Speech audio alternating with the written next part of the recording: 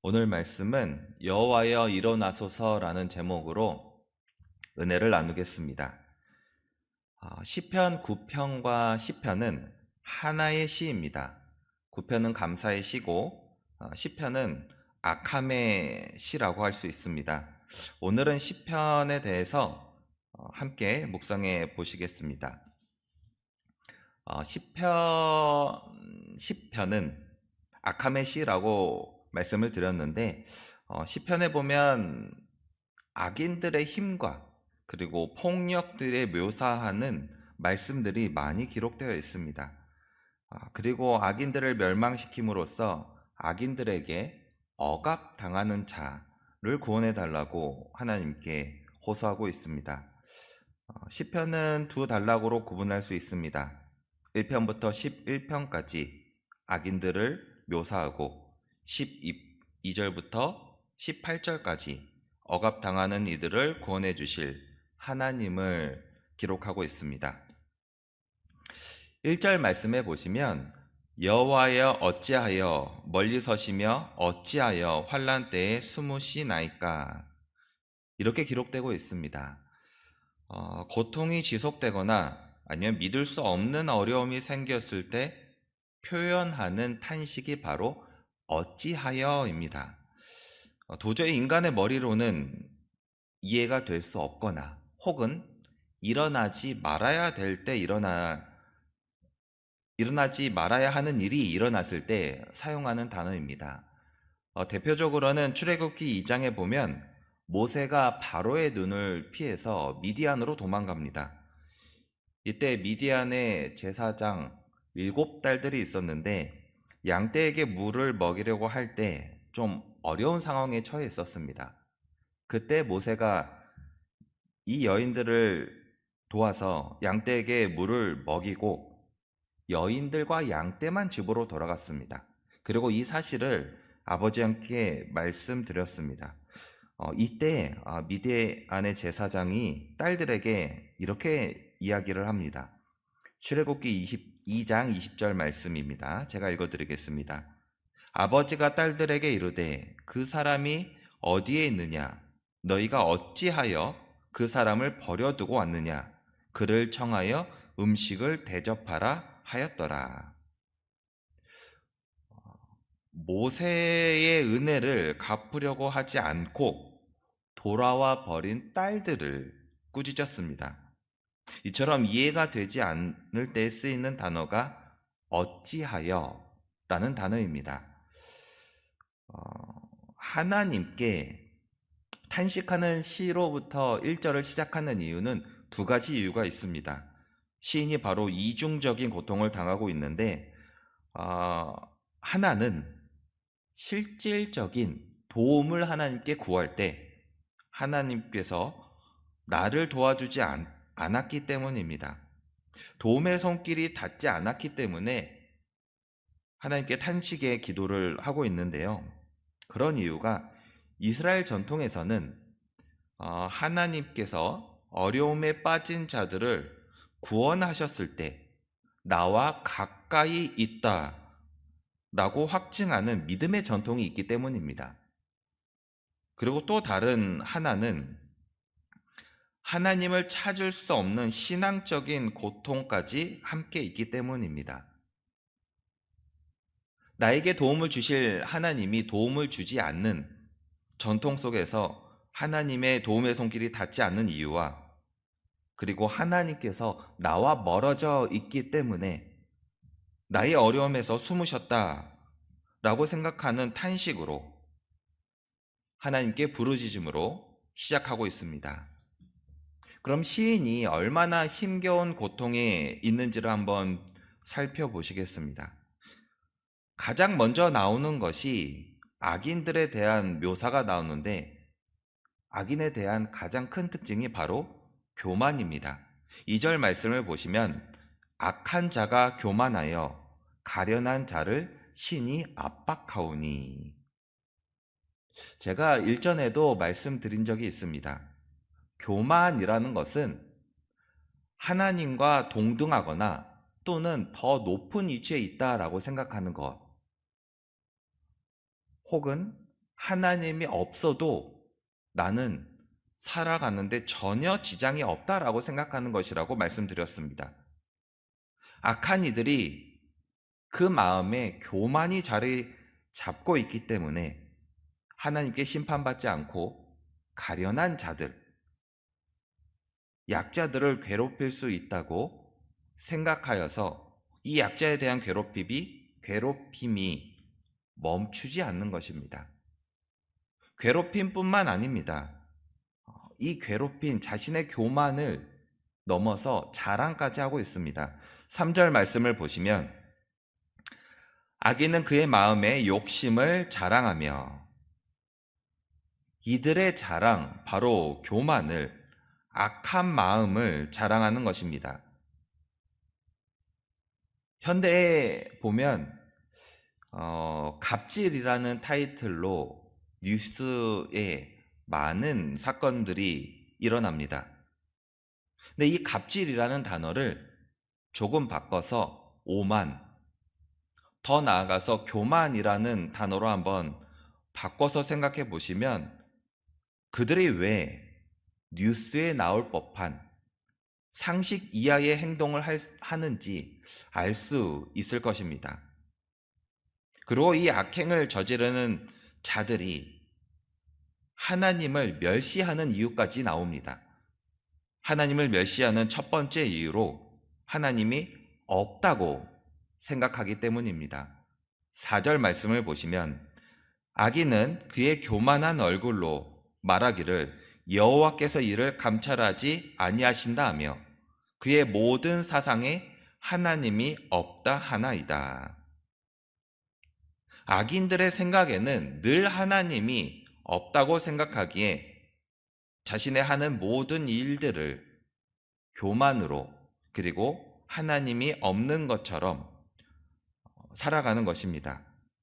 그들의 생각, 사상, 계획, 자신을 누군가가 바로 잡을 수 있는 사람이 있거나 혹은 벌을 내릴 수 있는 분이 있다는 개념이나 신앙 자체가 없습니다. 특히나 감찰하다라는 것은 보상하다, 찾는다는 의미를 가지고 있습니다. 하나님께서 이를 감찰하신다라는 것은 행동에 따라서, 그의 마음에 따라서 하나님께서 심판하신다는 것을 말씀하고 있는데, 그들의 사상에는 하나님이 없기 때문에 악행을 저지르면서도 전혀 두려워하지 않습니다. 하나님을 멸시하는 두 번째 이유가 하나님이 있다고 한들 자신이 더 하나님보다 높이 있다고 생각하는 것입니다. 5절 말씀입니다. 그의 길은 언제든지 견고하고 주의 심판은 높아져서 그에게 미치지 못하오니 그는 그의 모든 대적들을 멸시하며. 하나님에 대한 개념이나 신앙 자체가 없기 때문에 하나님을 전혀 생각하지 않고 고려하지 않습니다. 자신의 행하는 일에 대한 평가에도 그 어떤 영향도 받지 않습니다. 하나님까지도 멸시하는 사람이 만약 인간이 그 사람에 대해 평가하거나 잘못되었다고 지적한다고 한다면 꿈쩍이라고 하겠습니까? 꿈쩍조차 하지 않고 오히려 인간이 하는 말에는 조롱을 합니다. 5절 말씀을 제가 새 번역으로 읽어드리겠습니다. 그런데도 악인이 하는 일은 언제나 잘 되고 주님의 심판은 너무 멀어서 그들에게 보이지 않으니 악인은 오히려 그의 대적을 보고 코웃음만 칩니다. 하나님의 심판에 대해서도 조롱을 합니다. 악인들의 마음, 악한 이들의 생각이 어떤지를 볼 수 있습니다. 그들의 마음조차도, 하나님에 대해서조차도 콧웃음을 칩니다. 그리고 그들의 입으로는 저주, 거짓, 포악, 그리고 숨어서 살인까지 합니다. 악인들이 이렇게 할 수 있는 이유가 11절에도 기록되어 있습니다.